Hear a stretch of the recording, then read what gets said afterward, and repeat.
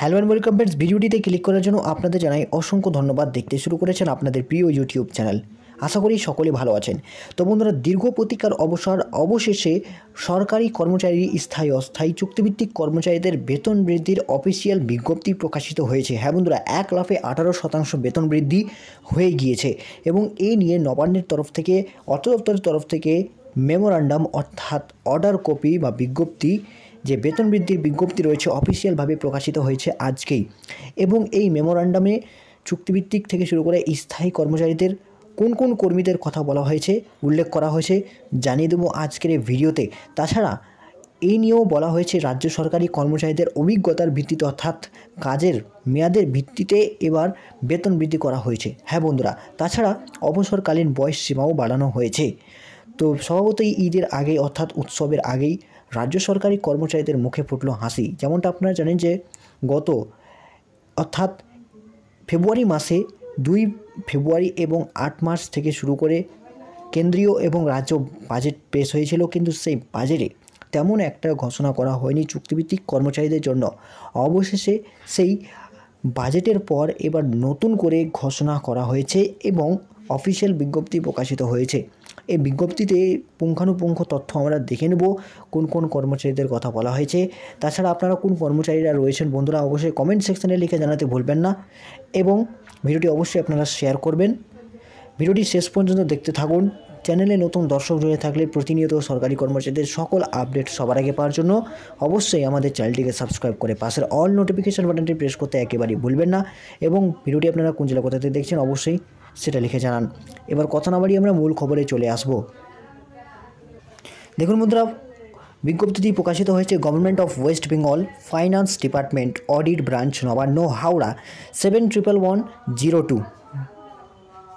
তারপর বন্ধুর মধ্যে দেখতে পাচ্ছেন আপনারা মেমোরান্ডাম যে নম্বরটা রয়েছে 1132 FP2 সাবজেক্ট। দেখুন মেমোরান্ডাম সাবজেক্ট কী বলা হয়েছে, grant of dearness allowance to the state government employees and the employees of government aided educational institutions.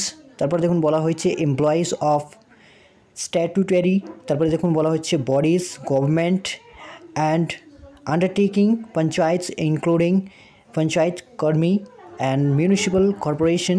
তারপর দেখুন বলা হয়েছে municipalities, local bodies and etc. also dearness relief to the pensioners and family pensioners। অর্থাৎ এখানে স্পষ্টতই বলা হয়েছে যে পঞ্চায়েত কর্মী রয়েছে এবং অন্যান্য যেসব মিউনিসিপ্যালিটিস কর্মী রয়েছে অর্থাৎ পৌরকর্মী, তাদেরও একই সঙ্গে এবং লোকাল বডিজের মধ্যে অন্তর্গত অর্থাৎ স্থানীয় যেসব কর্মচারী রয়েছেন তাদের সকলে কিন্তু ডিআরের রিলিফ বা ডিআর এবং সাথেই বোনাসের ঘোষণা করা হয়েছে এবং এখানে তাদের বেতন বৃদ্ধির যে পেনশনার রয়েছে এবং ফ্যামিলি পেনশনার তাদেরও সঙ্গে এই বেতন বৃদ্ধি করা হয়েছে। তাছাড়া অভিজ্ঞতার ভিত্তিতে যে বেতন বৃদ্ধি করা হয়েছে সেটাও আমরা দেখে নেব। আর কোন কোন কর্মচারীদের কথা বলা হয়েছে সেটাও আমরা দেখে। তারপরে দেখুন বন্ধু বলা হয়েছে the question of the revisions remuneration of drivers engaged directly in government establishments including boards, তারপরে কর্পোরেশনস, স্ট্যাটুটরি, তারপরে bodies and undertaking against sanctioned post on the contractual basis with approval of the finance department has been under active considerations of the government for some time past। অর্থাৎ এখানে contractual কথাটি উল্লেখ করা হয়েছে বন্ধুরা। দেখুন যেসব কন্ট্রাকচুয়ালের বেসিসে অর্থাৎ ভিত্তিতে যেসব পোস্ট রয়েছে তাদের স্যাংশন করে এবার এই বেতন বৃদ্ধি করা হয়েছে। তবে দেখুন with after careful consideration of the matter the undersign is directed by order of the governor to say that the governor has been pleased to decide as follows।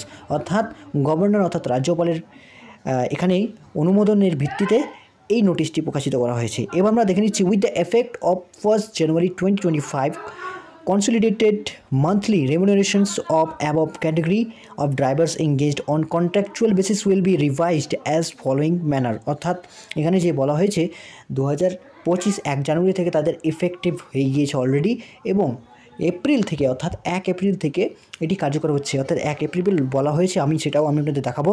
তবে দেখুন বলা হয়েছে অন ইনিশিয়াল এনগেজমেন্ট যারা রয়েছেন অর্থাৎ যারা প্রাথমিকভাবে কাজে যুক্ত দিয়েছেন তাদের সেক্ষেত্রে 16,000 টাকা রিমুনারেশন পাবেন অর্থাৎ বেতন পাবেন। তাছাড়া দেখুন on completion of 5 years from initial engagement, অর্থাৎ 5 বছর কমপ্লিট করলে তাদের বেতন 20,000 টাকা। On completion of 10 years from initial engagement, অর্থাৎ প্রাথমিক স্তর থেকে তারা 10 বছর কমপ্লিট করেছেন, তাদের 25,000 টাকা। এবং তারপরে on completion of 15 years of initial engagement, যারা প্রাথমিক স্তর থেকে 15 বছর কমপ্লিট করেছেন চাকরিরত অবস্থায়, তারা 31,000 টাকা বেতন পাচ্ছেন। এবং 20 বছরের বা অধিক যাদের অভিজ্ঞতা সম্পন্ন যেসব কর্মচারী রয়েছেন, তারা কিন্তু এক্ষেত্রে 38,000 টাকা বেতন পাচ্ছেন। তারপর দেখুন বলা হয়েছে this will be applicable for the till attaining age of 60 years subject to renewal of the engagement, অর্থাৎ 60 বছর বয়স পর্যন্ত তারা এই বেতন পাবেন। এবং 60 বছর বয়স পেরিয়ে গেলে তারা রিটায়ার্ড হার্ড হবেন এবং তারপরেই কিন্তু তারা পেনশনের অন্তর্ভুক্ত হবে, অর্থাৎ পেনশনারের অন্তর্ভুক্ত হবে।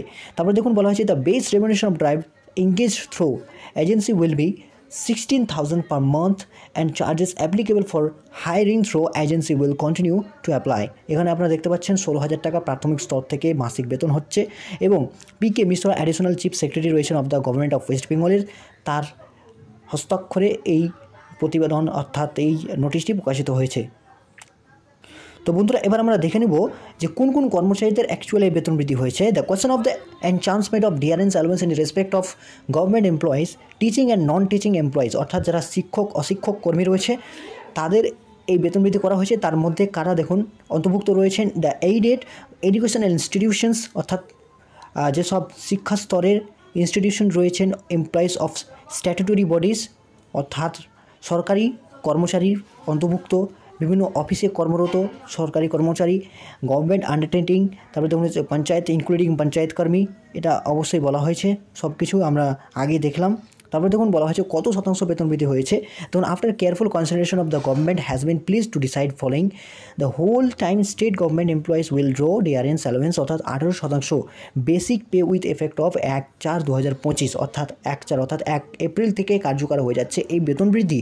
এবং calculation of the dearness allowance shall be made taking into account the revise basic pay and NPA if any, but if shall not include any other type of pay, অর্থাৎ অন্যান্য যেসব ভাতা পাচ্ছেন সেখানে এটা ইনক্লুড করা হচ্ছে না। আপাতত 1/4/2025 থেকে এই ভাতা বৃদ্ধি কার্যকর হয়ে যাচ্ছে, অর্থাৎ যা 2021 আর 2025 প্রথম জানুয়ারি থেকেই কার্যকর হয়েছে। অর্থাৎ প্রথম জানুয়ারির হিসাবে তারা মোট 3 মাসের রেমুনারেশন একসাথে অন্তর্ভুক্ত সহ বেতন বৃদ্ধি হয়েছে তাদের।